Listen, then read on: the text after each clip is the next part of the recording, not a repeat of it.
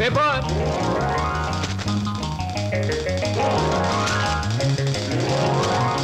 పంతులు గారు పేపరు. అమ్మయ్యా. Paper boy. నన్నే? అవును నిన్నే. నా పేరు పేపర్ బాయ్ కాదండి, వీర వెంకట విజయ శ్రీనివాస్ వరప్రసాద్. పూర్తిగా పిలవలేని కొంతమంది బద్దకస్తులు శ్రీనివాస్ అంటారు.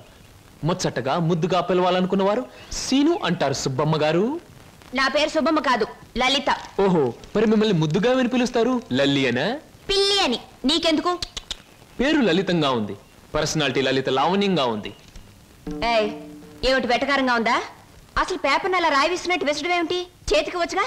ఇవ్వచ్చనుకోండి, ప్రతి వాళ్ళ చేతికి ఇస్తూ పోతే కొంతమందికి ఇవాళ ఉదయం పేపర్ రేపు సాయంత్రానికి, రేపు సాయంత్రం పేపర్ ఎల్లుండిది అని అందుతుంది.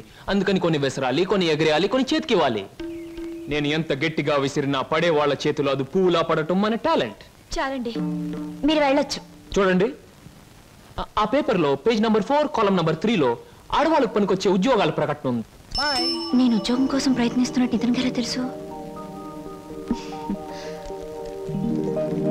ఏమే మరదలా, ఆ పేపరు నీకు ముందే తెలుసా? ఏంటే రోడ్డు మీద పరాయివాడితో పరాసుకెళ్ళటే చెప్పా. పరాయివాడు కాదు, అతను నా బాయ్ ఫ్రెండ్. ఏటే బాయ్ ఫ్రెండా?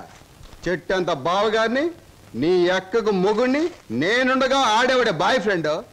బాయ్ ఫ్రెండ్ అయినా, మ్యాన్ ఫ్రెండ్ అయినా, ఫ్రెండ్ అయినా అని నేనే. ఇదిగో, రోజు రోజుకి